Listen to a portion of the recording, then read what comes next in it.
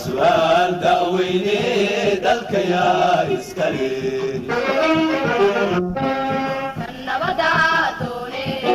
عن ضايع النظامك دولة لمدى شعر بالي بديو قدهبا دنجرها أمي قلب دقناتا وقلين بالي وقرين بالي دقناتا وقلين بالي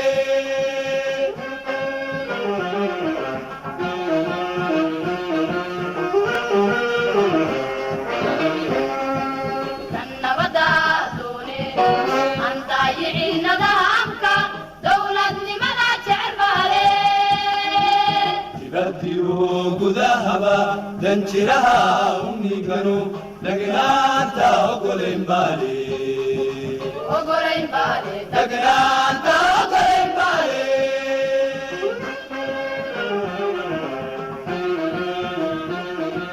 bismillaahi raxmaani raxiim magacaygu waa yuusuf cali geedi waxaan ka tirsanahay bahda nabadda cadaaladda iyo nolosha wanaagsan ee biniaadamka yeesho sida aad og tihiin waxa fiican sheegitaankooda waa la badiyaa sidaas ayay waxa fiican ku bilaabmaan kuna samaysmaan kuna noqdaan wax jiro oo la yaqaano waxaan rabaa in aan maanta ka hadlo qayb muhiim ah oo ka mid ah qaybaha ay ka kooban tahay dowladnimada fiican ee biniaadamka yeesho iyo sida fudud ee lagu abuuri karo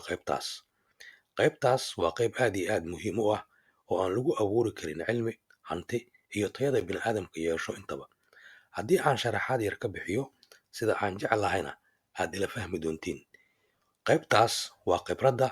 dowladnimada fiican ee biniaadamka yeeshaan sida aad og tihiin oo aan anigana hubo in uusan caad idinka saarnayn dalkeenna soomaaliya wuxuu yeelan waayey dowladnimo fiican oo lagu hoggaansado nolosha wanaagsan ee biniaadamka yeesho waxyaabaha sababta u ah kuwooda ugu waaweyn waxaa ka mid ah dadkeenna oo aanba helin fursad ay ugu samaysmi karto khibradda dowladnimo ee lagu hoggaansado nolosha wanaagsan ee biniaadamka yeesho markaad taariikhda dowladnimo ee dalkeenna soomaaliya fiirisiin waxaad ogaanaysiin inay marnaba dadka soomaaliyeed u suurtogelin in ay yeeshaan nidaam dowladnimo oo ay ku hoggaansadaan noloshooda wanaagsan oo ay mudan yihiin in ay yeeshaan fursaddii ugu soo dhoweyd waxay ahayd 1960kii nidaamkii dowladnimo ee la abuuray nasiib darro waxaa lagu kala tegey oo la burburiyey nidaamkaas 1969kii meeshaas ayay ku baaba'day fursaddii koowaad ee suurtagelin lahayd nidaamka dowladnimada fiican oo lagu hoggaansado nolosha wanaagsan ee biniaadamka yeesho oo ay yeeshaan dadka soomaaliyeed wixii intaas ka dambeeyey waxaa dalka soomaaliya ka talinayay nidaam keligiis talis ah walow ay soomaalida ku maahmaahdo dowlad xun waxay ka roon tahay dowlad la-aan 7 ilaa 8 sano ee ugu horreysay oo uu dalka soomaaliya ka talinayay nidaamkaas keligiis taliska ah wuxuu gaaray guulo xagga arrimaha bulshada ah oo wuxuu gaarsiiyey dadka soomaaliyeed in ay qori karaan luuqadooda wuxuu kaloo horumar muuqda ku sameeyey isbitaaladooda iyo jidadkooda ay u kala gudbaan magaalooyinkooda sannadahaas kadib waxaa la geliyey dalka soomaaliya dagaal shisheeye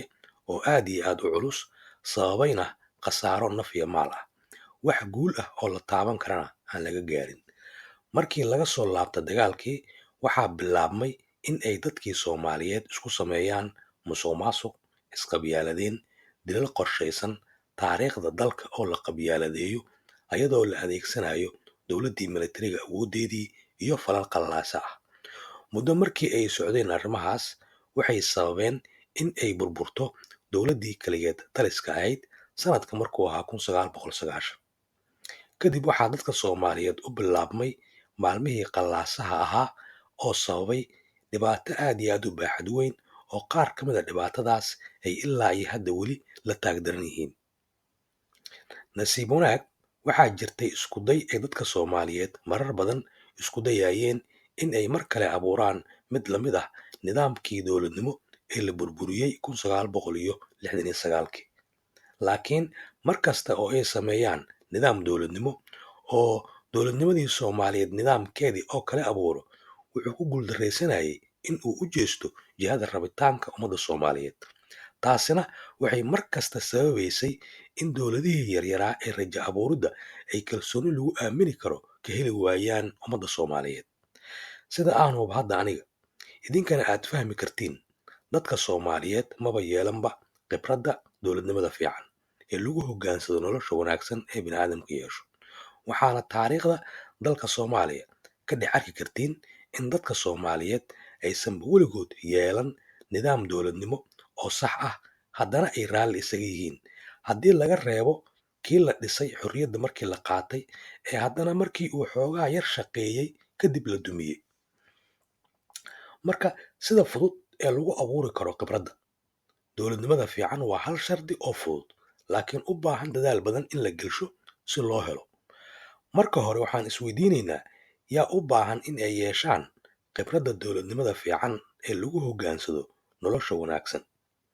ma waxaa u baahan shaqaalaha dowladda oo keliya? ma waxaa u baahan shacabka oo keliya? sida saxda ah waxay tahay ummadda oo dhan ayaa u baahan in ay yeelato khibradda dowladnimada fiican, sababtoo ah ummadda ayagaa ah kuway ka dhex imaanayaan shaqaalaha dowladda, ummadda ayagaa ah kuwa isticmaalayo nidaamka dowladnimo, ummadda ayagaa ah kuwa u baahan in ay yeeshaan nidaam dowladnimo. marka ummadda oo dhan ayaa laga rabaa in ay yeeshaan khibradda dowladnimada fiican. marka sida fudud ee lagu abuuri karo waa in ay ummadda si runa ugu midoobaan marka hore inay yeeshaan nidaamka dowladnimada fiican ee ka bixinayo dhibaatada dheeraatay una gudbinayo iftiinka nolosha fiican oo ay mudan yihiin in ay yeeshaan. intaas kadib waxaa la gogoldhigayaa ujeedooyin leh qorshayaashii iyo hadafyadii lagu gaari lahaa nidaamka dowladnimada fiican, waxaana lagu soconayaa ujeeddada qorshaheedii iyo hadafyadeedii. intaas kadib waxaa abuurmayo cilmiga khibradda dowladnimada fiican, wuxuuna cilmiga khibradda ka dhex abuurmaa inta lagu dhex jiro shaqada ka kooban ku taagnaanta ujeeddada, ku socodka qorshaha, ka guulgaaridda hadafka. haddii aan sii jilciyo, ujeeddada waxay u taagan tahay rabitaanka nidaam dowladnimo fiican, qorshahana wuxuu u taagan yahay qorshaynta qaabka ugu fudud ee lagu yeelan karo nidaam dowladnimo fiican, hadafkana wuxuu u taagan yahay gaaridda natiijada oo ah guusha helidda nidaam dowladnimo fiican. marka si saxa loo sameeyo shaqadooda ka kooban ku taagnaanta ujeeddada, ku socodka qorshaha, ka guulgaaridda hadafka, waxay abuurayaan cilmiga khibradda dowladnimada fiican ee bini'aadamka yeesho. ummad kastoo caalamka ku nool oo yeelatay dowladnimo fiican waxay marka hore si runa ugu midoobeen in ay yeeshaan nidaamka dowladnimada fiican, waxay si saxa u raaceen ujeeddadoodii, qorshahoodii,